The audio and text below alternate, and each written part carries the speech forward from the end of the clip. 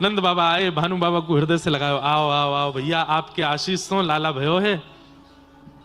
कीर्ति मैया बोली कहाँ है लाला, दिखाओ हमको। जैसे ही पलना के पास गई, पलना से लाला को उठा के गोद में लियो, और कीर्ति मैया ने तुरंत लाल जी को टीको कियो, टीको करके गले में सोने की चैन पहनाई, पामन में पाजेब पहनाई, और गोद में नारियल और दक्षिणा धर दी और अक्षत डाल दिए ठाकुर जी के ऊपर, मतलब रोका कर दिया ठाकुर जी का। कितने दिन के ठाकुर जी हैं? 2 दिना के। 2 दिना के दुल्हा बने हैं ठाकुर जी। कभी सुना 2 दिना के बालक का रोका हो गया हो? अब रोका बोलते हैं कई जगह पे, कई जगह उसको टीका बोलते हैं, कई जगह क्या बोलते हैं, पक्की बोल देते, पक्की हो गई। अब नंद बाबा संकोच में दूर खड़े होकर देख तो रहे, जैसे ही भानु बाबा गले मिल गए, अरे अब तो आप हमारे समधी है गए, गले लगो। नंद बाबा बोले जय हो भैया, समधी जी की जय हो, लेकिन भैया एक संकोच है, नेक मैं थोड़ा बोल दूं। बोले हाँ बोलो। बोले आपने लाला को टीको कर दियो, आपने लाला को संबंध पक्को कर दियो। बोले तो ये बात तुम्हारी पहले ही है गई, हम दोनों मित्र की अगर एक के भी लाला भयो तो वो दूसरे को जमाई बनेगो, तो हमने आपके लाला भयो, हमने वो को टीको कर दियो, अभी हमारा जमाई बनेगो। बोले वो सब बात भी ठीक है, पर दुल्हन कहाँ है? अभी कीर्ति मैया के लाली तो भई नहीं, अभी बरसाने में किलकारी तो आई नहीं है, और आप लाला को टीको कर गए। अब टीको तो आप कर गए, मान लो साल 2 साल में अगर कोई समाचार आया भी और कहीं आपके यहां भी लाला है गए, तो कीर्ति मैया और भानु बाबा के नेत्र सजल है गए। बोले हम इसीलिए टीका करने आए हैं ताकि अब तक ब्रजवासियों ने यह जाप किया था कि नंद बाबा के लाला है जाए, अब ब्रजवासीन की जिम्मेवारी बन जाएगी कि बोले भैया हमारे लाला को टीको है गयो है, ये टीको विफल नहीं जावे, इसलिए बरसाने में अब लाली होनी चाहिए। ये आप सबके ऊपर हम जिम्मेवारी देके जा रहे हैं, कहीं लाला को टीको विफल नहीं है जाए। सुन लो रे सबरे ब्रजवासियों। बोले हाँ, अब एक काम तो पूरा है गयो। बोले कहा नंद जी के लाला है गयो, लेकिन देख लियो टीको कर दियो है। अगर कहीं बरसाने में लाला है गयो तो फिर जगत हंसाई होगी तुम्हारे लाला की।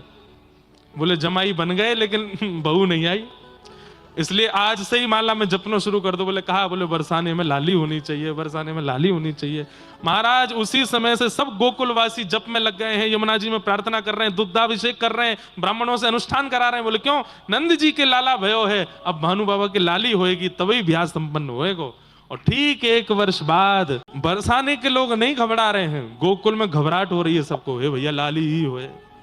कल हम कह रहे थे ना, नंदा यशोदा कह रही है 1 लाला है जाए फिर बलि 6 लाल। अब यहाँ नंदा और सुनंदा कह रही हैं कैसे वो भानु बाबा की लाली है जाए।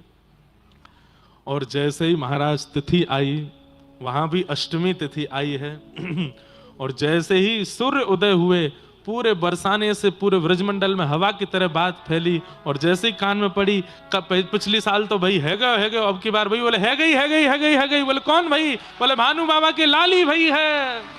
और ये खबर सुनते ही महाराज जन्म की बधाई नहीं गब रही हैं, तो ब्याह की बधाई गब रही हैं। बोले लाला अब हमारे दुल्हा बने। और 2 दिना की लाली की बगल में जैसे ही लाला को सुवायो है, युगल को देख करके महाराज सब बरसाने वासी, नंदगाम वासी, ब्रजवासी सब आनंद करने लगे, सब उत्सव मनाने लगे, युगल की बलैयां लेने लगे। और अविचल राखें यह जोड़ी अविचल रहे वृंदावन। ऐसे हमारे व्रज के भाव हैं, ये व्रज की कथाएं हैं। तो श्री ठाकुर जी का विवाह, ठाकुर जी का प्राकट्य हुआ, ब्रजमंडल में उत्सव मन रहा था। इतने में ही एक राक्षसी का आगमन हुआ जिसका नाम है पूतना। पूत माने पवित्र, ना माने जो नहीं है उसको पूतना कहते हैं। और जिसको पूत यानी कि बालक प्रिय नहीं है उसको भी पूतना कहते हैं। बंधुओं, संसार में बालक किसी को अप्रिय लगते हो ऐसा हो नहीं सकता। बालक सबको प्रिय लगते हैं, लेकिन बालक भी जिसको बिल्कुल प्रिय नहीं लगते, बालकों को देख के जिसको बिल्कुल ये लगता है भाई इनको दूर रखो मुझसे, मुझे नहीं देखे जाते, कहीं ना कहीं ये भैया ये पूतना वाला दोष है। अगर किसी को बालकों के प्रति भी प्रीति नहीं है, बालकों के छोटे बालकों के गाल देख करके, उनकी चाल देख करके, उनके गदमदरा से हाथ देख करके, उनकी किलकारी और उनकी नटखट लीलाएं देख करके, अरे हम कह रहे हैं रुदन देख करके भी जिसके चित्त में करुणा नहीं आती, वो इस बात को प्रमाणित मान ले कि उसको ठाकुर जी नहीं मिल सकते। जो अत्यंत कोमल सुकोमल बालक को देख करके भी प्रियता चित्त में ना ला सके, वो ठाकुर जी को देख के कैसे प्रियता ले आएगा। इसलिए बालकों के प्रति जो ये प्रीति चित्त में उत्पन्न होती है ना, उनके प्रति लाड़ उत्पन्न होता है, उनको गोद में लेने की इच्छा होती है। इस बात का प्रमाण है कि आपके अंदर वात्सल्य है और इस वात्सल्य के भाव से भगवत प्राप्ति संभव है। बालकों के प्रति प्रीति, सबको आता है प्रेम। हाँ, वो बात अलग है, कई लोगों को खिलाने नहीं आते बालक, तो वो डर के मारे नहीं लेते कि भाई हमसे कहीं गिर नहीं जाए, पर प्रेम तो सबके चित्त में आता है। पर पूतना कौन है जिसको छोटे बालक भी प्रिय नहीं लगते? वो पूतना। पूतना पूतना का आगमन हुआ है तो राक्षसी, है तो कुरूपणी, है तो उसका शरीर बड़ा विचित्र भयावह है, लेकिन आज गोकुल में अत्यंत सुंदरी बनकर के आई है। अपनी राक्षसी विद्या का प्रयोग करके सुंदर नेत्र, सुंदर नासिका, सुंदर ओष्ठ, सुंदर केश, सुंदर हाथ, सुंदर पैर और सुंदर वस्त्र आभूषण पहन करके आई कि उसको देख करके सब मोहित हो गए। अभी इसका मैं बहुत सारे भाव आपको बताऊंगा, आप लोग ध्यान से सुनिएगा। है तो राक्षसी, पर बन के कौन आ रही है? लक्ष्मी। ऐसे लोगों से ठाकुर जी दूरी बना लेते हैं जो हैं कुछ और बनते कुछ, और ऐसे लोगों को भी पूतना कहते हैं जो हैं कुछ पर बनते कुछ और हैं। है तो महाकामी, है तो महाक्रोधी, है तो महालोभी, है तो महा ईर्ष्यालु, लेकिन जब सबके सन्मुख प्रकट होने की बात आती है तो परम दीन बन जाते हैं। परम धन्यता, परम सरलता, परम दया का केवल आडंबर मात्र करते हैं। ठाकुर जी को वो प्रिय नहीं लगते। ठाकुर जी उसको फिर पूतना कह के ही बुलाते हैं, अरे पूतना। और पूतना को स्त्री, वैसे तो शब्द तो स्त्रीलिंग है, लेकिन जरूरी नहीं कि स्त्रियां ही हों, पुरुष भी पूतना होते। पूत का मतलब पवित्र नहीं, वो पूतना। जिसके आचार विचार और व्यवहार शुद्ध नहीं है, पवित्र नहीं है, वो पूतना है। तो पूतना अत्यंत सुंदरी बनकर के आई। जैसे ही गोकुल में आगमन हुआ, सब पूतना को देख के मोहित हो गए। अरे अरे देखो देखो कितनी सुंदर। यह भी एक भक्ति का स्वरूप है बंधुओं, कि आप अपने आसपास होने वाली घटनाओं को सकारात्मक रूप से स्वीकार कर रहे हो। अब उसी को कोई नकारात्मक रूप से स्वीकार कर ले तो यह इस बात का प्रमाण है कि उसका भजन नहीं है जीवन में, इसीलिए उसको नकारात्मकता का अनुभव हो रहा है। पर हमें लगता है कि ठाकुर जी का जन्म हो रहा है तो प्रकृति चाहती है कि मैं शंखनाद करूं, तो कैसे करूं? तो उस साधन का इस्तेमाल करती है। लोको पायलट के बुद्धि में जाके बजा, कथा तक आवाज जानी चाहिए, हमारा थोड़ा भाव पहुंचे। तो क्या निवेदन कर रहा था मैं? पूतना जो पवित्र नहीं है, जो अपना आवरण धारण करते हैं अपने स्वभाव के ऊपर, अपने व्यवहार के ऊपर, अपने भाव के ऊपर, उसको पूतना कहते हैं। तो पूतना का आगमन हुआ, सब देख करके उसको आनंदित हो गए। अरे कितनी सुंदर, कितनी सुंदर। 6 महीने तक उत्सव मनता रहा ठाकुर जी का, पर उस 6 महीने के उत्सव के मध्य में जब पूतना आई तो पूतना का रूप देखते ही सब उसको देखने लगे। नंद घर आनंद भयो जय कन्हैया लाल की, और नाचते नाचते जैसे, अरे ओ भाई देखियो, इसकी चाल देख, इसके नेत्र देख, इसके कान देख, इसकी नासिका देख, इसके वस्त्र देख। यह भी एक पूतना का स्वरूप है। क्या कि यहां पर असंख्य लोग भजन कर रहे थे और उस भजन में तुम पहुंचे, तुम्हें पहुंचते उनका भजन छूट गया। यह भी एक पूतना है। जिस कारण से व्यक्ति का भजन, व्यक्ति का कीर्तन, व्यक्ति का भगवत स्मरण छूट रहा है, वो कारण भी पूतना है। बड़े आनंद और एक टक लगा करके आप कथा सुन रहे थे, और कथा सुनते सुनते बिल्कुल भाव विभोर हो गए। 2-3 घंटे कब निकल गए पता नहीं चली। इतने में ही फोन बजा। फोन तो बहुत देर से बज रहा था, लेकिन अचानक फोन पे ऊपर नाम ऐसा आया कि आपको उठाना ही पड़ेगा। इसको उठाए बिना रह नहीं सकते, उसके लिए कथा से जाना ही पड़ेगा। तो समझो वो पूतना ही है वो। अब चाहे उतनी देर के लिए किसी का भी फोन आवे, लेकिन जिस कारण से, जिस व्यवस्था से, जिस व्यक्ति विशेष के कारण आपका भजन छूटता है, उतने भजन छुड़वाने की देर तक वो व्यक्ति पूतना ही है। ठाकुर जी को वो भाता नहीं है। तेने मेरे व्यक्ति का भजन कैसे छुड़वा दिया? पूतना ने सबका भजन छुड़वा दिया, सबका उत्सव छुड़वा दिया, अपनी ओर आकृष्ट कर लिया। इसलिए कथा में जो उठते बैठते हैं ना बीच में, उनको इतनी ध्यान रखना चाहिए कि मेरे उठने और किसी गतिविधि से आगे पीछे वाले का ध्यान भंग ना हो। नहीं तो मैं पूतना हूं, उसके भजन में विक्षेप बन रहा हूं, उसकी कथा में विक्षेप बन रहा हूं। बहुत सावधानी रखनी चाहिए। पूतना आई, जैसे ही नंद भवन में प्रवेश किया, सब तो मोहित हो ही गए थे। यशोदा मैया भी मोहित हो गई। अरे बड़ी सुंदर है जे, तो या को रूप तो देखो कैसी सुंदर है। उसकी सुंदरता देख करके यशोदा मैया को भी विश्वास हो गया, और मैया ने अपने लाला उसकी गोद में पधरा दिए। जैसे ही गोद में ठाकुर जी दिए, अब लोग यहां प्रश्न करते हैं कि महाराज जी गोपियां पूतना के रूप को नहीं पहचान पाई, ग्वाल बाल पूतना के रूप को नहीं पहचान पाई, ये बात समझ में आता है, वे सब अबोध हैं। पर यशोदा तो कृष्ण की मां है, उनको तो ये बात समझनी चाहिए थी, इतना विचार करना चाहिए था कि ये पूतना है, इसकी गोद में ना दूं। भले ही वो प्रकट लीला में नहीं जान पाई कि ये पूतना है, पर अप्रकट भाव से तो वो जान सकती थी कि ये पूतना है। इतना तो उनको विवेक होना चाहिए, किसकी गोद में ठाकुर जी को दूं, किसकी में ना दूं। तब मन में एक उत्तर आया कि यशोदा कौन है? जीवाचार्य हैं, आचार्य हैं यशोदा। और आचार्य का काम क्या होता है? व्यक्ति के शरण आए हुए व्यक्ति के दोष गुण का चिंतन ना करते हुए उसको ठाकुर जी की शरणागति कराना, ये आचार्य का स्वरूप है। अगर व्यक्ति के दोष देख करके आचार्य भगवत सन्निधि नहीं करा रहे हैं तो इसमें दंड आचार्य को लगेगा ठाकुर जी के द्वारा। बोले भैया तुम किस लिए हो? तुम इसीलिए तो हो कि व्यक्ति के दोष गुण का चिंतन ना करते हुए उसको मेरी शरणागति कराओ। यशोदा जी आचार्य हैं और आचार्य इस बात का विचार नहीं करते कि व्यक्ति का दोष क्या है, गुण क्या है, वो तो सीधे ठाकुर जी की शरणागति देते हैं। इसलिए यशोदा मैया ने आते ही पूतना की गोद में ठाकुर जी दे दिए। इससे एक बात और सिद्ध होती है, क्या?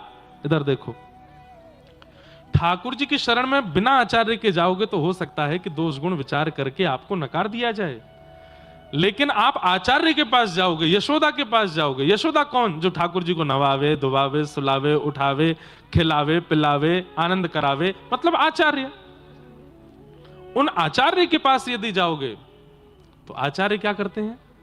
दोष गुण का चिंतन ना करते हुए आपका हाथ पकड़ के ठाकुर जी के शरणागति करा देते हैं।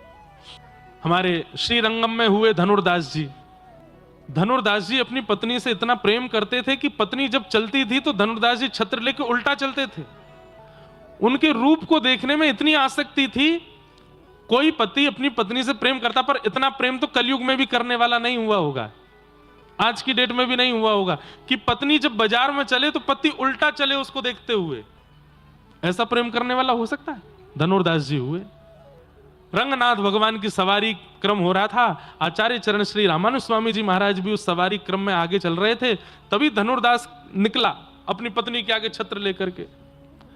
बाकी सब लोग तो हंसी करने लगे, अरे देखो देखो देखो कैसा इसके सिर पर काम सवार है, मतलब इतनी बड़ी सभा ठाकुर जी की निकल रही है सवारी, इस बीच में भी अपनी पत्नी के ऊपर छत्र लेके चल रहा है। लेकिन ऐसा विचार करने की क्षमता जीव मानवों की होती है, ठाकुर जी की नहीं, आचार्यों की नहीं। तो जैसे ही रंगनाथ प्रभु की सवारी निकली, धनुर्दास अपनी पत्नी के आगे छत्र लेकर के निकला, तो बाकी सब जितने पंडित जी आदि सब थे, सब हंसने लगे। बोले देखो कैसा व्यक्ति है, इसको इतना विचार नहीं है कि ठाकुर जी की सवारी निकल रही है, मैं छत्र लेके ना चलूं। लेकिन रामानुज स्वामी जी की दृष्टि क्या हुई कि इसमें दर्शन का लोभ तो है, पर वह लोभ गलत जगह लगा है। इसमें दर्शन की आधुनिकता तो है, दर्शन की क्षमता तो है, परंतु वो संसार के प्रति है। यदि ठाकुर जी के प्रति हो जाए तो अपनी दर्शन की विधा से भगवत प्राप्ति कर लेगा।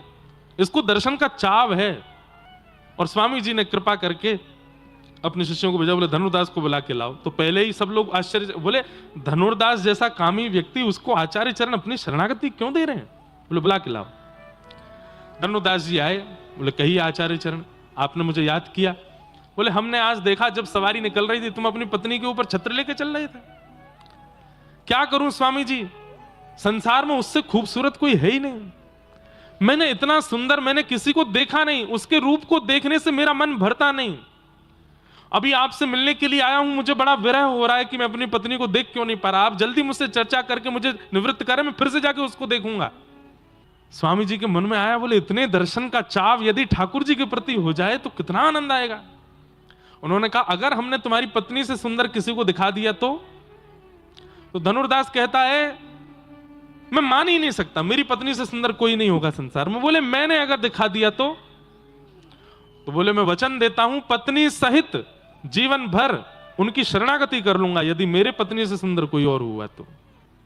चलो रंगनाथ प्रभु के सन्मुख लेकर के गए, कपाट के भीतर जाकर के आचार्य चरण ने प्रार्थना की, येनम रक्ष जगन्नाथ, इसकी रक्षा करो। इसके नेत्रों में दर्शन का गुण है, लेकिन संसार के प्रति है। एक बार अपनी छटा दिखा दीजिए, एक बार अपना रूप मनोहर दिखा दीजिए, एक बार अपने मनमोहनी रूप के प्रति इसको आकर्षित कर लीजिए नाथ। अब देखिए, ठाकुर जी ऐसे ही किसी को रूप नहीं दिखाते, लेकिन आचार्य की इच्छा हो जाए कि इस पर कृपा करो, तो भले उस व्यक्ति का भजन नहीं है, साधन नहीं है, जप नहीं है, नियम नहीं है, तप नहीं है, लेकिन आचार्य ने चाह लिया कि इसको ठाकुर जी दिखे, तो ठाकुर जी दिखेंगे। धनुर्दास सामने खड़ा है और प्रतीक्षा कर रहा है, मैं कब फ्री हूं, जाके अपनी पत्नी को देखूं। जैसे ही कपाट खोले, शंख चक्र गदा पद्मधारी श्रीमन नारायण शेष नाग पर बैठ गए, और जैसे ही अपने रूप लावण्य का दर्शन कराया, उस नील सरोरुह रूप का जब दर्शन किया धनुर्दास ने, नेत्रों से अश्रुओं की धार बह रही है, पलक झपकना भूल गया, घुटने पर बैठ गया, हाँ नाथ कहकर के हाथ जोड़ करके केवल रूप माधुरी का दर्शन करता रहा। थोड़ी देर बाद स्वामी जी आए और कहे, धनुर्दास कैसे हैं?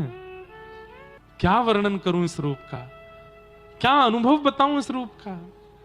बोले चलो जाओ अपने घर पत्नी को देखो। बोले अब इच्छा नहीं है, अब तो बस एक ही इच्छा। बोले क्या? ऐसे ही देखत रहूं मैं जन्म सफल कर मानूं। बस इनको देखते देखते देखते मेरे यही प्राण निकल जाएं, मैं और कुछ नहीं देखना चाहता। और महापतित उस धनुर्दास को आचार्य चरण ने केवल उसके दोष को, बंधुओं दोष नाम की वस्तु हमारे अंदर होती नहीं है, बहुत ध्यान से सुनिएगा, हमारे अंदर कोई दोष नहीं होता। आज लिखिएगा क्या क्या दोष हैं, काम क्रोध लोभ ईर्ष्या द्वेष अभिनिवेश अहंता ममता चिंता आदि आदि, जो भी वो दोष कब कहलाते हैं? जब संसार के प्रति हो। और वही गुण यदि ठाकुर जी के प्रति हो जाए तो वो भक्ति कहलाएगा, वही भक्ति बन जाएगा। बस आचार्य यही करते हैं कि दोष को संसार के प्रति जो है उसको ठाकुर जी के प्रति कर देते हैं, वही भक्ति बन जाता है। किसी के अंदर क्रोध है, अब वो क्रोध संसार पे ही करता रहता है, लेकिन ठाकुर जी की भक्ति करते करते कई बार क्रोध ठाकुर जी के प्रति भी हो जाता है। पूरे दिन थाड़े रहते हो, 24 घंटा खाते रहते हो, सोते रहते हो, कुछ करते धरते नहीं है, बस ऐसे ही खड़े रहते हैं। ऐसे क्रोध करने वाले भक्तों पर भी कृपा की है ठाकुर जी ने। केवट की नाव में बैठ गए राम जी, जैसे ही केवट चली, नाव चली, किनारे पहुंचने से पहले केवट वापस घुमा लेता है, फिर गंगा जी में ले आता है, फिर वापस लेकर के किनारे पर जाता है। जैसे ही किनारा आने वाला होता फिर लेके बीच में आ जाता है। लक्ष्मण जी बोले, हे क्या कर रहे हो ये तुम, इतनी देर हो गई बीच भंवर में हमको डुला रहे हो। केवट बोला, नाव किसकी? वो तुम्हारी। पतवार किसकी? वो तुम्हारी। तो मेरी इच्छा, जब मन करेगा लेके जाऊंगा, बैठे रहो चुपचाप। सबने समझा लिया, नहीं माना, वो प्रतीक्षा कर रहा था ये राम जी बोल रहे कुछ। अंत में राम जी बोले, भैया बहुत देर हो गई, हमको पहुंचा दो। केवट ने तुरंत पतवार रख के बोली, बस 5 बार में हार गए, और खुद जो 84 लाख बार हमको घुमाते हो, तब एक बार भी दया नहीं आती आपको। कभी छिपकली बनाते हो, कभी चेंटी बनाते हो, कभी चेंटा बनाते हो, कभी कबूतर बनाते हो, कभी मगरमच्छ बनाते हो, मछली बनाते हो, 84 लाख में हमको इतनी बार घुमाते हो। हम भी तो कहते हैं नाथ एक बार अपने वैकुंठ के द्वार पे लगा दो, हम पे तब तो बढ़िया, आपको दया नहीं आती। यहाँ 4 बार में हार गए। क्रोध, थोड़ी लड़ाई झगड़ा वाली भक्ति भी होती। अब यही संसार में करो तो ये क्या बन जाएगा? ये विषाद बन जाएगा। लेकिन वही केवट जब ठाकुर जी के प्रति उस भाव को कर रहा है तो वो भक्ति बन गया। हे ठाकुर जी, एक कवि कह रहे हैं ठाकुर जी से कि आप बड़े स्वार्थी हो। बोले क्यों? गजराज तारो, आपने गजेंद्र को क्यों तारा? बोले आपने सोचा इसको तार देंगे, बढ़िया वैकुंठ में एक सवारी खड़ी रहेगी हाथी की, जब कभी मन होगा तो इस पर चढ़ के घूमेंगे। गजराज तारो तेने आवने को जावने को। मीराबाई को क्यों तारा? बोले वैकुंठ के रसोईया बढ़िया भोजन नहीं बना रहे, मारवाड़ की लाली लेके आओ। तो आपने मीराबाई तार दी, अब बढ़िया बना बना के खवाती है। नरसिंह मेहता को तारो वहीवार सवारने को। इतने लोग दान पुण्य हुंडियां भर भर के जाते हैं, एक अकाउंटेंट भी तो होना चाहिए वैकुंठ में, इसलिए नरसिंह मेहता तार दिए। वेदन सुनावने को जयदेव तारो है। ये सब आपने इसलिए तारे क्योंकि इनमें कोई ना कोई गुण था, उनसे इनका आपका कोई काम बन रहा था। पर हे कृपालु, मैं आपके किसी काम का नहीं हूं, मोहे तारो वा में आपकी भलाई है। मुझे तार के दिखाओ। इसको पता क्या बोलते हैं? व्याज स्तुति। क्या बोलते हैं? ठाकुर जी को छेड़ छेड़ करके हम बोल रहे हैं। हाँ, सुना था कि उसको तारा, सुना था कि उसको तारा, पर इनसे कोई गाड़ी, हमको करके दिखाओ तो हम माने। तो ऐसी स्तुतियां रोज नहीं करनी चाहिए, ये बात भी ध्यान रखो। ठाकुर जी को रोज चैलेंज नहीं देना चाहिए। ऐसे ही हमारे हनुमान जी का बजरंग बाण, उसमें हनुमान जी को शपथ दी जाती है राम जी की, वो भी रोज नहीं करना चाहिए। अब कई जगह कह सकते हैं कि भाई रोज हनुमान जी को हनुमत बजरंग बाण करो। पर भक्ति प्रेम लक्षणा भक्ति करने वाले वो रोज हनुमान जी को शपथ नहीं दिलाते हैं राम जी की, भाई तुमको राम जी की दुहाई है ये काम करना ही पड़ेगा। अरे वो बेचारे भजन में लगे, काय को उनको छेड़ रहे हो। हाँ आपकी भक्ति निष्काम है तो आप तो खूब करो, उसमें कोई दिक्कत नहीं, पर हनुमान जी को सौगंध दे करके और ऐसे नहीं कहना चाहिए कि आप हमारा ये काम बनवाओ। साल में एक आध बार ऐसी स्तुति गानी चाहिए। हमने शायद 3-4 साल बाद ये पद गाया होगा आज कथा में, इतने साल से गाया ही नहीं। क्यों? ठाकुर जी को ज्यादा चैलेंज मत करो भाई। नगर का सबसे बड़ा सेठ होना, उसको ज्यादा छेड़ना नहीं चाहिए। कहीं बहुत जोर से किसी दिन चिढ़ गए तो फिर भैया वो काम बनवा भी देंगे, फिर तुमको ऐसा बिगाड़ेंगे याद रखोगे जीवन भर। इसलिए ठाकुर जी को ज्यादा छेड़ो नहीं, पर कभी कभी छेड़ो भी।